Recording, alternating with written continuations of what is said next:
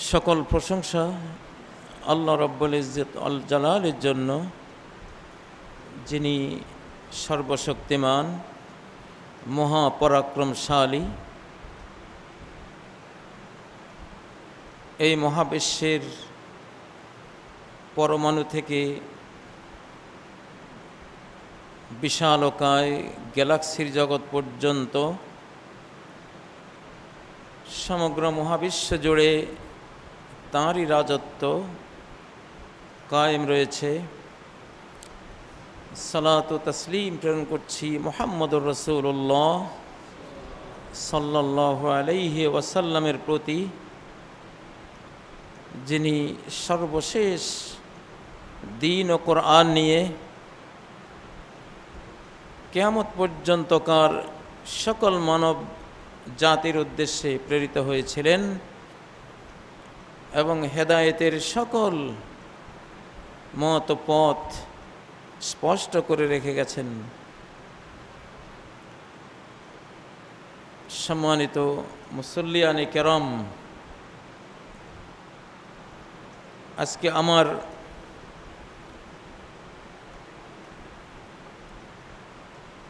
খুতবার বিষয় মুহররমের প্রেক্ষাপট এবং ফাউন্ডেশনে এলাহি আঘাত।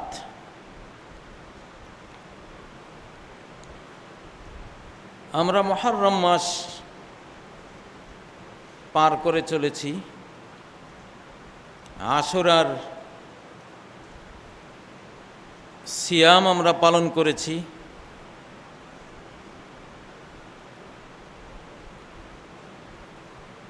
কিন্তু আশুরার সিয়াম আমরা কেন পালন করেছি, এই ইতিহাসটা, এই চেতনাটা, এই বিশ্বাস এবং এর যে ভবিষ্যৎ স্বপ্ন অভিলাষ, এই উম্মার বিশ্বব্যাপী বিজয় এবং অবিশ্বাসীদের বিশ্বব্যাপী পরাজয়ের যে বীজ এই মুহররম এবং আশুরার মধ্যে নিহিত আছে, সেই চেতনা নিয়েই কিছু প্রসঙ্গ কথা আল কোরআন থেকে, নবীজির সুন্নাহ থেকে আজকে খুতবায় নিয়ে আসবো ইনশাআল্লাহ।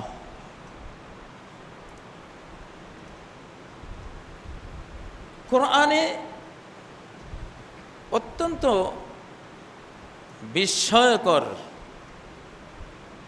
তিনটি আয়াত সূরা আয-যুখরুফের মধ্যে আছে, যে তিনটি আয়াত বুঝলে মুহররমের পুরো প্রেক্ষাপট এবং এই মুহররমে ফেরাউনের তার দলবলের পরাজয় এবং মৃত্যু, করুণ মৃত্যু, সলিল সমাধি, এবং মূসা আলাইহিস সালাম আর তার মুষ্টিমেয় দুর্বল হীনবল জাতির অকল্পনীয় মুক্তি, বিজয়। এবং এই 2021 থেকে আরো সম্মুখ দিকে একই রকমে বর্তমান ফেরাউনদের অকল্পনীয় পরাজয় যে ঘটবে আর বর্তমান দুর্বল হীনবল মুসলিম উম্মার অকল্পনীয় বিজয় যে ঘটবে, এই বিষয়টা বুঝে আসবে। আমি আয়াত তিনটা পড়ছি, আপনারা বাড়িতে গিয়ে এই তিনটে আয়াত ভালো করে নিজের ব্রেন দিয়ে স্টাডি করবেন, বুঝবেন। সূরা আয-যুখরুফ 54 থেকে 56 নম্বর আয়াত। ফাস্তাখাফা কওমাহু ফাআতাউহু। ফাস্তাখাফা কওমা, ফেরাউন আল্লাহদ্রোহিতা আর পাপাচার, জুলুম অত্যাচার ছড়াচ্ছে, তার জাতি নীরব দর্শক। ফেরাউনের অত্যাচারের ভয়ে, শক্তিমত্তার ভয়ে কেউই কিছু বলছে না, সবাই হাততালি দেয় তার সকল কাজে। কেউ বা প্রাণ হারাবার ভয়ে, কেউ বা কিছু পাওয়ার লোভে। আমাদের পৃথিবীটা এখন একটা গ্রাম, ছোট্ট গ্রাম। এই গ্রাম এখন বিশ্বের যারা মুরব্বী আছে তারা চালায়। দেশে দেশে সরকার আছে, তাদের এককভাবে কিছু করার ক্ষমতা নাই। বিশ্ব মোড়লরা, মুরব্বীরা, বিশ্ব ফেরাউনরা যা বলে দেয় দেশে দেশে তা করতে বাধ্য।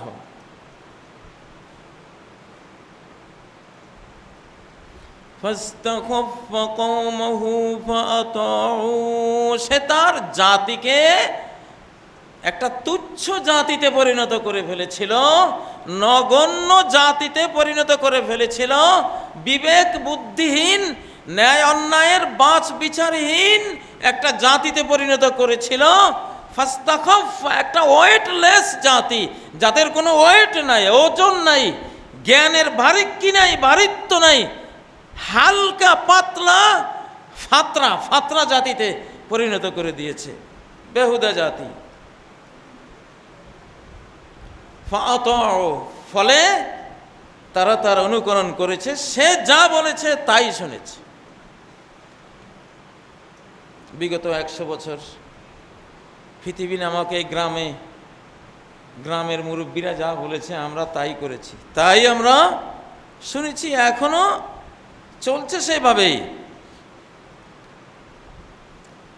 ইন্নাহুম কানু কওমান ফাসিকিন।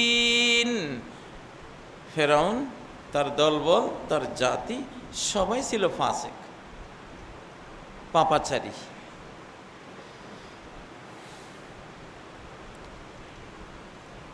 ফালাম্মা আসাফুনা, ওরা যখন আমাকে ক্রোধান্বিত করলো, আল্লাহ বলেন আমাকে যখন তারা ক্রোধান্বিত করলো, রাগান্বিত করলো, যখন পুণ্যের চেয়ে পাপের পরিমাণ অনেক বেড়ে যায়, আল্লাহ তখন ক্রোধান্বিত হন। ফালাম্মা আসাফুনা ইনতাকামনা মিনহুম, তখন আমি তাদের থেকে প্রতিশোধ নিলাম। কে? আল্লাহ প্রতিশোধ নিলেন। আল্লাহ প্রতিশোধ নিলেন। নাকি আমরা বলবো প্রাকৃতিক দুর্যোগে ফেরাউন লোহিত সাগরে ডুবে শেষ হয়ে গেল? বর্তমান বিগত 1 শতাব্দী, 100 বছরের টোটাল পৃথিবী, ইল্লা মাশাআল্লাহ, আল্লাহর কিছু ইমানদার বান্দা হয়তো আছে যারা ওইভাবে বলে না। ওয়ার্ল্ড মিডিয়া সর্ববিষয়ে যেভাবে বলে, কোরআন ঠিক তার উল্টোটা বলে। কিছু একটা হলেই নিম্নচাপ দেখা দিয়েছে, নিম্নচাপের ফলে সৃষ্ট ঘূর্ণিঝড় 100 কিলোমিটার বেগে ধেয়ে আসতেছে। কোরআন এইভাবে বলে না। আল্লাহ বলেন ওয়াহুয়াল্লাযী আরসালার রিয়াহা বুশরা, আল্লাহই সেই মহান সত্তা যিনি বায়ু বাতাসকে বৃষ্টির সুসংবাদ স্বরূপ তিনি প্রেরণ করেন। এখনকার ওয়ার্ল্ড মিডিয়া বলবে বৃষ্টির সম্ভাবনাময় বাতাস বয়ে যাচ্ছে, আবহাওয়ার পূর্বাভাসে বোঝা যাচ্ছে বৃষ্টি হবে। আল্লাহ নাই, এখনকার মিডিয়ায় আল্লাহ নাই, আপনাদের কাছেও নাই। وهو الذي ينزل الغيث من بعد ما قنطوا তিনি তো সেই আল্লাহ যিনি ফল ফসলের শক্তিবর্ধক জীবনদায়ক বৃষ্টি বর্ষণ করেন বান্দারা যখন বৃষ্টি থেকে নিরাশ হয়ে গেছে তারপরে তিনি। আর আমরা বলবো কি, গতকাল যে পূর্বাভাস দিয়েছিলাম সেই পূর্বাভাস অনুসারে মুষলধারায় বৃষ্টিপাত হচ্ছে। আল্লাহ নাই, কারণ আবহাওয়াতে আর্দ্রতা বেড়ে গেছে, এই জন্য বৃষ্টি বেড়ে গেছে। আল্লাহ নাই, এখন আবহাওয়াই মাবুদ, আবহাওয়াই আল্লাহ, আবহাওয়াই সর্বশক্তিমান সব কিছু। আল্লাহ নাই। আমাদের অন্তরে আছে, ইমানদারদের অন্তরে আছে, ওয়ার্ল্ড মিডিয়ায় নাই। বাংলাদেশের মিডিয়ায়ও আল্লাহকে আনে না।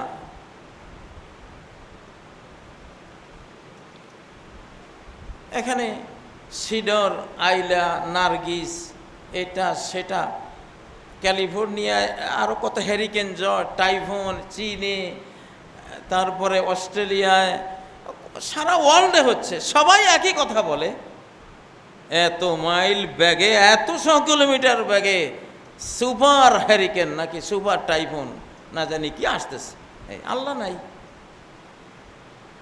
কিন্তু আল্লাহ বলতেছেন ফারসালনা আলাইহিমুত তুফান, আমি আল্লাহ, আমি প্রেরণ করেছি তাদের বিরুদ্ধে তুফান, জলোচ্ছ্বাস আমি প্রেরণ করেছি।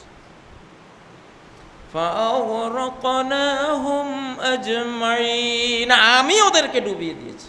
আমরা বলবো এত টর্নেডো, হ্যারিকেন, ঝড়ে এত লাখ লোক ডুবে মরে গেছে। আল্লাহ বলেন আমি মারছি। আমরা বলবো আমাদের জমিনে এবার বাম্পার ফসলের ফলন হয়েছে। আল্লাহ নাই। আহাম্মক, বেকুব, নাদান, অকৃতজ্ঞ, তোর জমিনে বাম্পার ফসল কে দেয়? হ্যাঁ, আনতুম তাজরাউনহু আম নাহনুজ জারিউন, তোরা কি ওই ফসল ফলাস না আমি আল্লাহ ফলাই?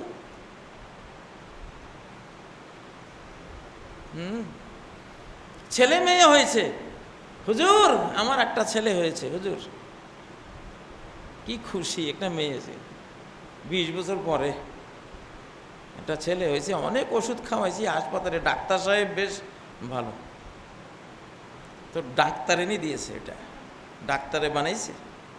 ওই ডাক্তারকে বানাইছে কে? হ্যাঁ, আদমকে বানাইছে কে? ডাক্তারের বাবা, তার বাবা, তার বাবা, হইতে হইতে হইতে আদম পর্যন্ত, ওই আদমকে বানাইছে কে? তা তোমরা যেভাবে বলো আল্লাহ সেভাবে বলে না। ইয়াহাবু লিমান ইয়াশাউ ইনাসা, তিনি যাকে চান তিনি গিফট করেন কন্যা সন্তান। ওয়া ইয়াহাবু লিমান ইয়াশাউ যুকুর, যাকে চান তিনি ছেলে সন্তান দান করেন। তিনি সব জায়গায় আল্লাহ আল্লাহ আল্লাহ, আল্লাহই আল্লাহ, এবং এটাই বাস্তব, এটাই তো সত্য।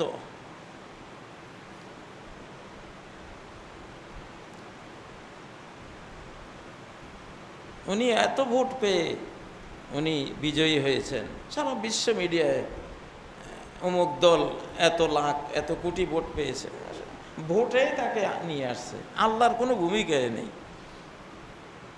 ওয়ার্ল্ড মিডিয়া, আমি বাংলাদেশের কথা বলি না, সারা ওয়ার্ল্ড একই তো সবাই আমরা। আল্লাহ কি বলেন? কুলিল্লাহুম্মা মালিকাল মুলকি তুতিল মুলকা মান তাশা, বলো হে আল্লাহ সাম্রাজ্যের অধিপতি তুমি, মহাসম্রাট, শাহানশাহ, রাজাধিরাজ তুমি, যাকে চাও তুমি রাজত্ব দাও, তুমি দাও। বাংলাদেশে তো শাহজালাল রহমতুল্লাহ আলাইহি নাকি শাহ গরিব নওয়াজ, যে কোনো নির্বাচনের আগে ওইখানে ওনাদের মাজার জিয়ারত করে, যেন ওনারাই উঠায় আর নামায় নাকি। সারা বিশ্বের অবস্থা, এটা বাংলাদেশ বা অমুক দেশ এটা উদাহরণ এক্সাম্পলে আনতেছি, কিন্তু আসলে সারা ওয়ার্ল্ড এখন একরকম। এটা প্রসঙ্গ বিষয় ছিল যে সব বিষয়ের কর্তাকে, যা চান তা তিনি করেন, এই পাওয়ার তার আছে, এই ক্ষমতা তার আছে। তোমার আমার কোনো ক্ষমতাই নাই। আমার আর তোমার ক্ষমতা যতক্ষণ আল্লাহর সাথে সংঘাত না লাগে, সংঘর্ষ না লাগে, ততক্ষণ অনেক ক্ষমতা। যেই আল্লাহর সাথে সংঘর্ষ লাগে তুমি জিরুও না, কিছুই না, কোনো ক্ষমতাই নেই। এখন মুহররমের এই প্রেক্ষাপটে তৎকালীন বিশ্ব শক্তি ফেরাউন আর হীনবল দুর্বল মুসলিম উম্মাহ মুসা আলাইহিস সালামের জাতি। তো ফেরাউন সম্পর্কে আল্লাহ বলেছেন, আমি সূরা যুখরুফের প্রসঙ্গ নিয়ে কথা বলছিলাম, 54, 55, 56 নম্বর আয়াত, যে ওরা যখন আমাকে ক্রোধান্বিত করলো আমি ওদের থেকে প্রতিশোধ নিলাম, আমি ডুবিয়ে দিলাম, আমি ডুবিয়ে দিলাম। দেখো বাবারা, ভুল করো না, জীবনেও কইও না যে লোহিত সাগরে ফেরাউন প্রাকৃতিক দুর্যোগে ডুবে গেছে, তাহলে আল্লাহ তোমার সর্বনাশ করে দেবে। প্রাকৃতিক দুর্যোগ, প্রকৃতি তো তার গোলাম, মহাবিশ্ব পুরাই সব আল্লাহ সৈনিক, লোহিত সাগরও আল্লাহ সৈনিক। সৈনিক না হলে মুসাকে কিভাবে চিনলো, ফেরাউনকে কিভাবে পার্থক্য করলো? আগুনও আল্লাহ সৈনিক, না হলে ইব্রাহিমকে কিভাবে চিনলো? মাটিও আল্লাহ সৈনিক, না হলে কারুনকে কিভাবে চিনলো? বাতাসও আল্লাহ সৈনিক, না হলে হুদ আলাইহিস সালামকে কিভাবে চিনলো?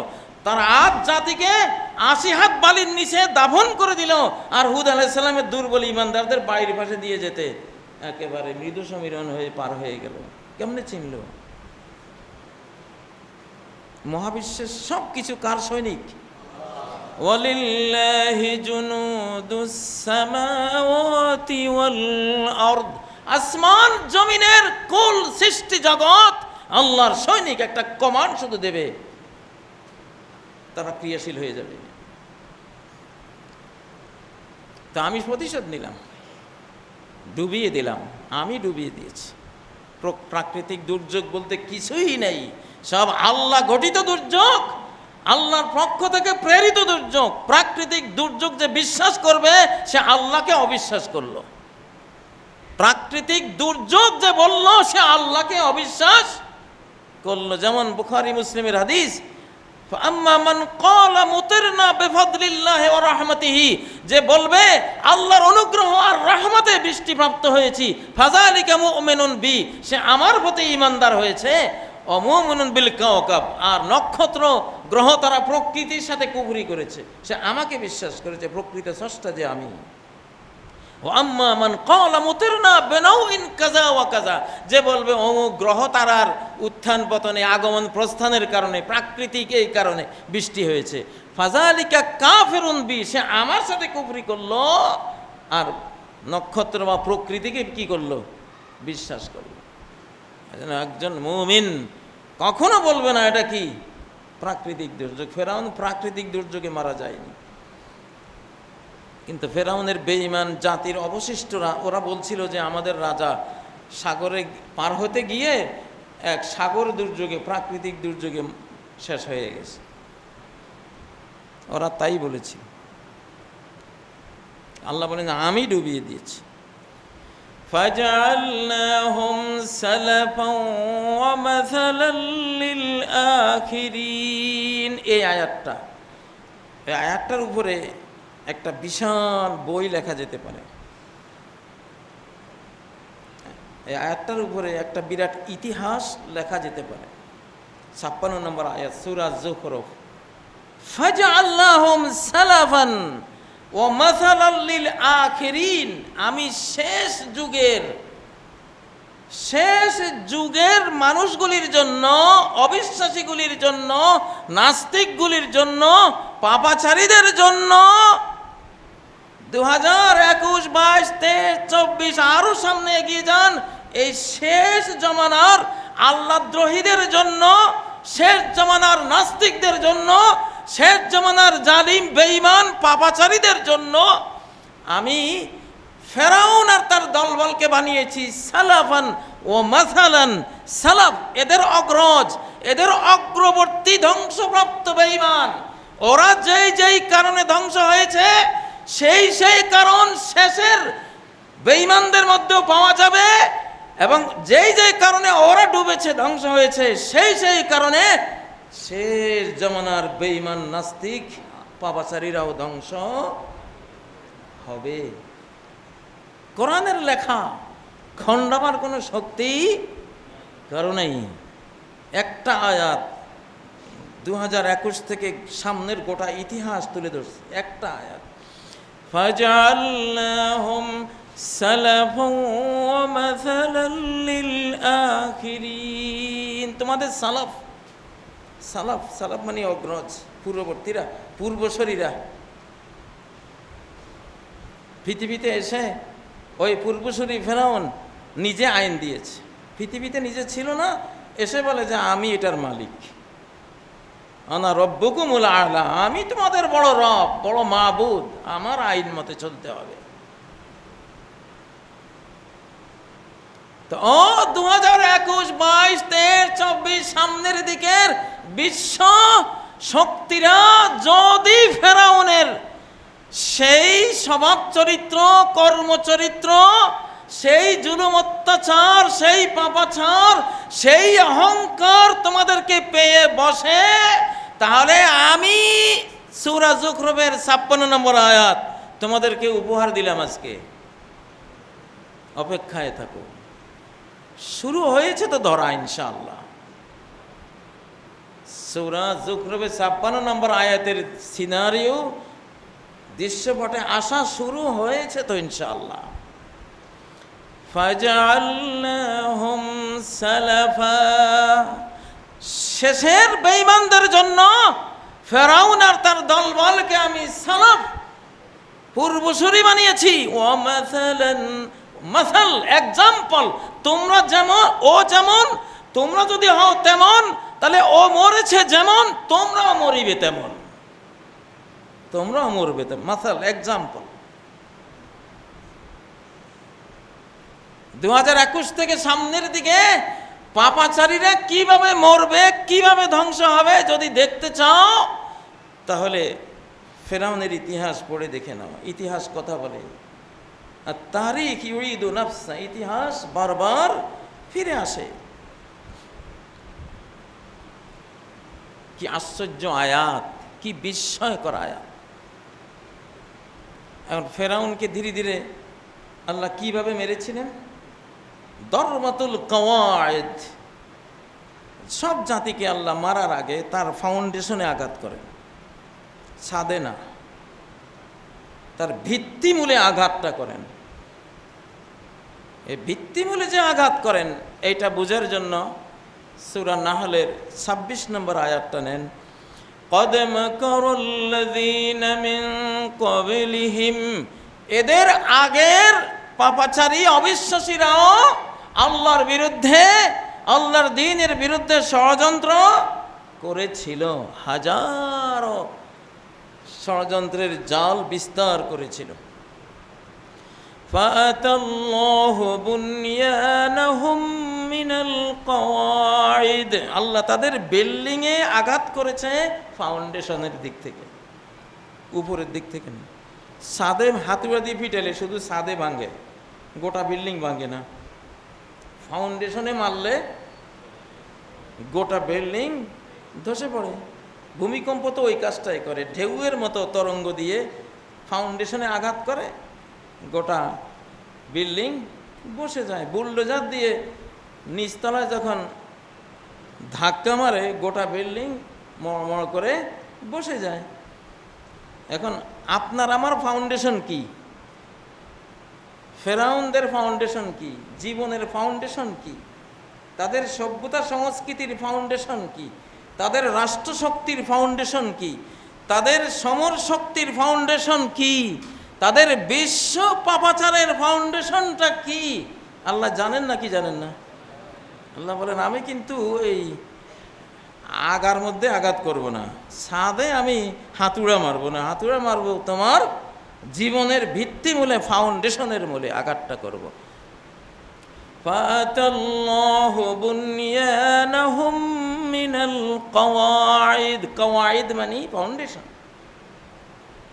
ফাখাররা আলাইহিমুস সাকফ, ছাদ উপর থেকে তাদের উপরে ধসে পড়ে গেছে। ফাউন্ডেশনে আঘাত খেয়ে ফাউন্ডেশন ভেঙে গেছে, ছাদ পড়ে, ছাদ সহ পড়ে শেষ। ওয়াতাহুমুল আযাবু মিন হাইসু লা ইয়াশউরুন, আযাব আসছে এমন দিক থেকে কল্পনা করতে পারে না যে এই দিক থেকে আযাব আসবে।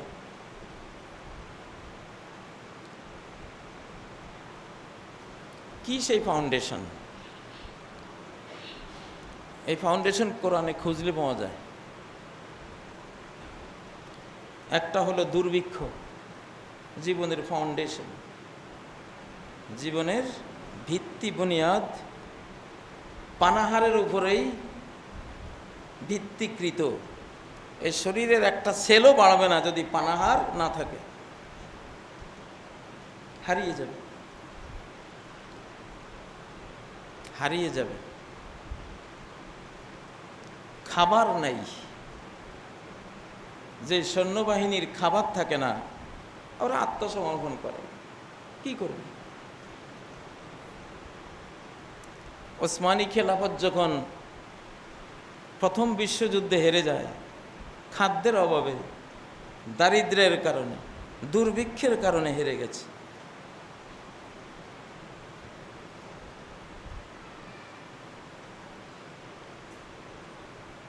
শ্রমিকের পেটে খাবার নাই, সে কি বিল্ডিং বানাবে? সৈনিকের পেটে খাবার নাই,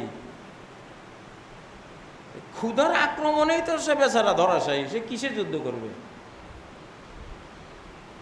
ওসমানী সাম্রাজ্য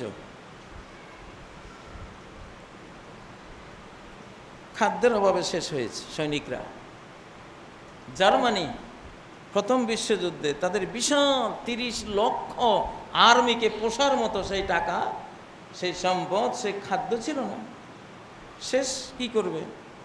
পরাস্ত হয়ে গেছে। আমাদের সামনেই তো এই বিশাল সোভিয়েত ইউনিয়ন, বিশাল সোভিয়েত ইউনিয়ন। খাদ্যের জন্য ওদের দেশে যখন মানুষ বাটি লইয়া সিরিয়াল ধরছে, শেষ। লাফান, যত লাফালাফি করেন, পেটে খাবার নাই, বুদ্ধি শেষ। পেটে খাবার থাকলে না মার্সিডিজ দৌড়াতে মন চাইবে, BMW হাঁকাতে মন চাইবে, হেলিকপ্টার উড়াইতে মন চাইবে, হ্যাঁ, লাফালাফি ক্রিকেটের ময়দানে ফালাফালি করতে মন চাইবে। খাবার নাই ভাই, কি খেলতে যাবা না ভাই? কইস না, কথা কইস না, ক্ষুধায় জান যায় তোর খেলা। আল্লাহ ঠিকই জানেন, যত লাফালাফি করেন ওই ভাত কয়টা আর রুটি, এটা নাই, সব বুদ্ধি শেষ। বুনিয়ানাহুম মিনাল কওয়াইদ, রে তোর জীবনের ফাউন্ডেশন কি আমি জানি। আল্লাহ বলেন যে দেখ ঠিক হয়ে জানার ফাউন্ডেশনে মেরে দেব। লাফালাফি সব ঠান্ডা। আফগানিস্তানে কি হয়েছিল? 3 লক্ষ অত্যাধুনিক বাহিনী আমেরিকার নেতৃত্বে তৈরি হয়েছিল। আপনারা দেখেন নাই? কয়জনে বা আসল খবরটা রাখেন? আমি দেখেছি।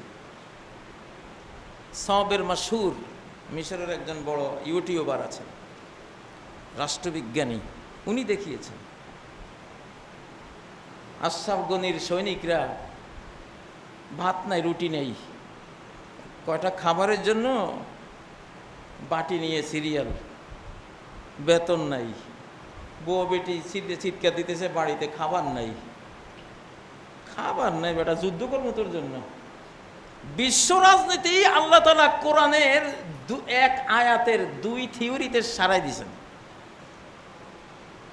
বিশ্ব রাজনীতির রাষ্ট্রবিজ্ঞান এক আয়াতের মধ্যে আল্লাহ তাআলা কমপ্লিট করে বোঝাই দিয়েছেন। আল্লাযী আত'আমাহুম মিন জু' ওয়া আমানাহুম মিন খাউফ। আল্লাহর ইবাদত কেন করবা? আল্লাহ যে খাওয়ায়। খাওয়ানি কি জিনিস? বিশ্বের সকল জাতির জয় পরাজয় ডাইনিং টেবিলে হয়। ডাইনিং টেবিল ঠিক আছে, ডাইনিং টেবিল ঠিক নাই, সব উল্টে গেছে। কোরআন যে কি কিতাব, আল্লাহু আকবার। আমার এই আয়াতটা যদি আজকে কোনো সরকার শুনে আর আমল করে, জীবনে ক্ষমতা হারাবে না ইনশাআল্লাহ। আল্লাযী আত'আমাহুম মিন জু। আল্লাহর ইবাদত কেন করবা? কারণ আছে তো। কেন তার সেজদা দিবা? কারণ আছে তো। খাওয়ায়, যে খাওয়ায় সে যে ভালো, এর মধ্যে কারো কোনো আপত্তি নেই। সারা পৃথিবী জুড়ে যে খাওয়ায় তারা সবাই প্রশংসা করে, তারা সবাই ভালো বলে।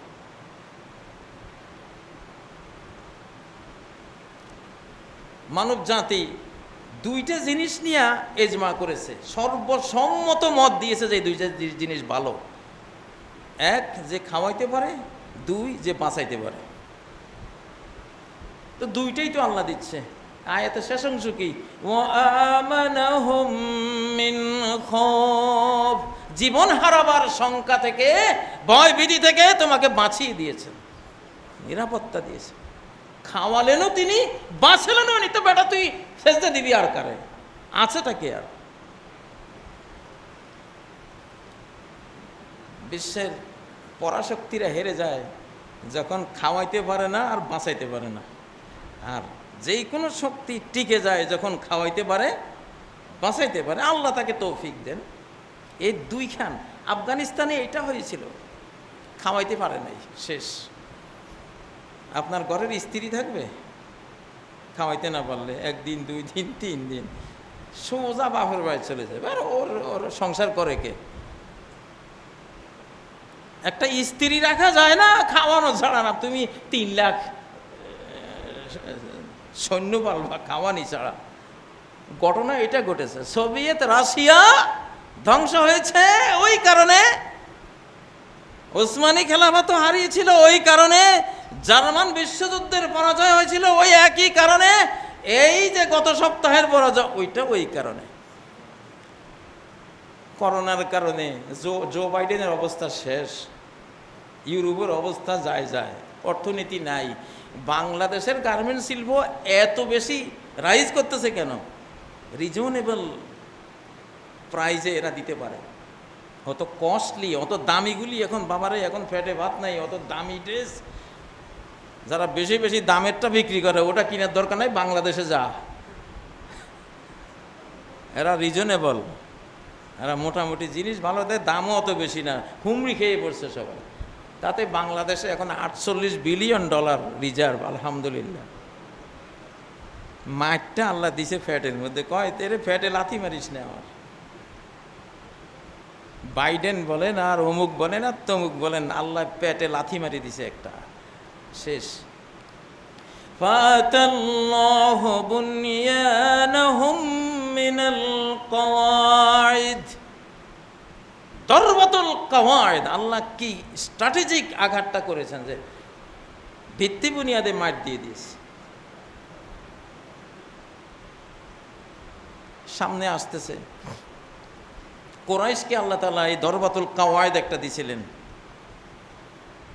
শেষ পর্যন্ত আকাশের দিকে তাকালে ধোঁয়া দেখে, চোখে সর্ষে ফুল দেখে, খুদের তোড়ে, হাসত কুল্লা সেই মরা ইঁদুর, চিকা, ব্যাং, জুতার চামড়া সহ খাই ফেলছে কুরাইশরা। শেষ আসি নবীজির কাছে এসে আত্মসমর্পণ করতেছে। মুহাম্মদ, আত্মীয়দের মেরে ফেলা তো তোমার ধর্মে নিষেধ। যে অবস্থা হয়েছে তুমি একটু দোয়া করো না, শেষ তো হয়ে গেল।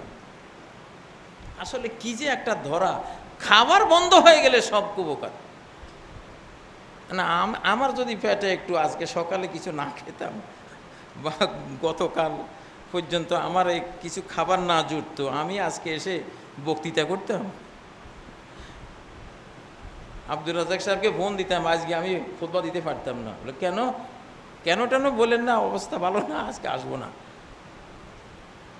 ফাতাল্লাহু বুনিয়ানাহুম মিনাল কওয়াইদ, ফাউন্ডেশনে আঘাত, অর্থনীতির ফাউন্ডেশনে আঘাত করে দিয়েছেন। সামনে কি হয় দেখেন, সব গুটে যাচ্ছে, আরো গুটাবে।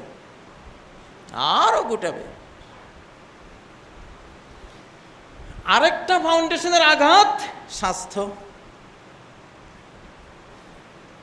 বাংলাদেশে কিছু কিছু কোম্পানি খোঁজ নিয়ে দেখি 6 মাস উনি অফিসে আসেন নাই। বাংলাদেশ তো খুব ভালোই আছে, এখানে কোনো বিপর্যয় তেমন হয় নাই। বিপর্যয় হয়েছে বেঈমানদের দেশে, অবিশ্বাসী পাপাচারীদের দেশে দেশে মেসাকার। একই করোনা।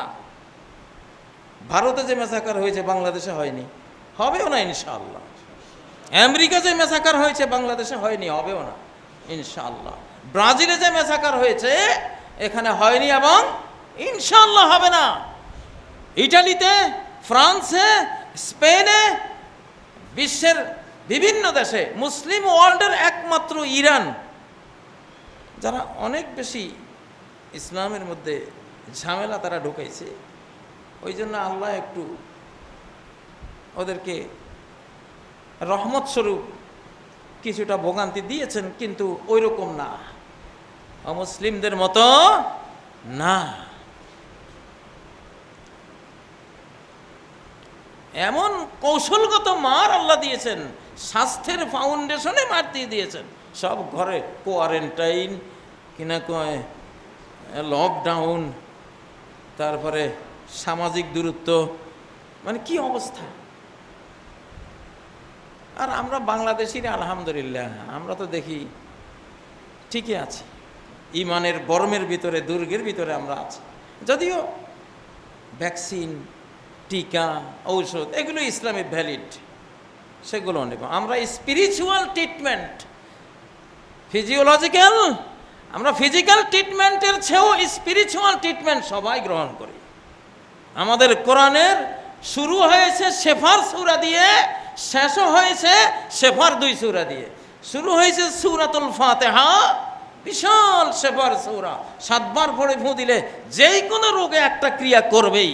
ব্যক্তির ঈমান আর বিশ্বাস যত গভীর শক্তিশালী, কোরআনের ক্রিয়া তত গভীর, তত শক্তিশালী। আবার এই কোরআন শেষও হয়েছে সূরাতুল ফালাক, সূরাতুন নাস, দুইটাই সূরাতুল শেফা।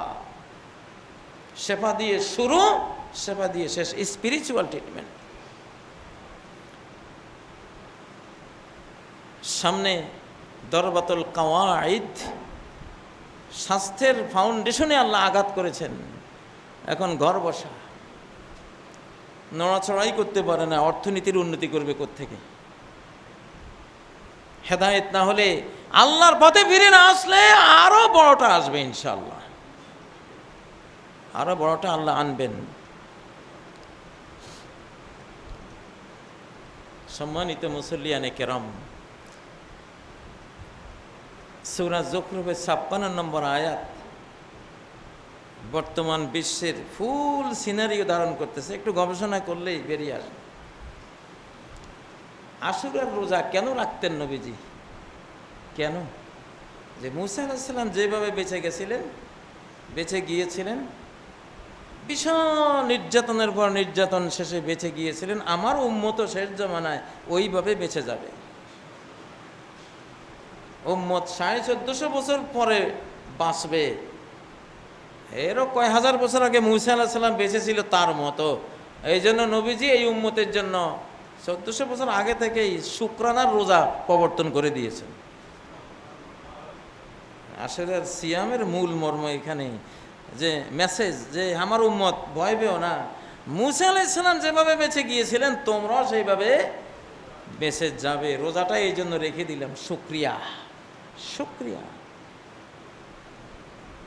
ইতিহাস, আশুরা রোজা এমনি রাখি না, আগামী বিজয়ের আশায় রাখি। অতীতের বিজয়ের জন্য একটা শুকরিয়া, আগামী বিজয়ের জন্য একটা স্বপ্ন সাধ। ওইটা আসতেছে, আসা শুরু হয়েছে, আসবেই।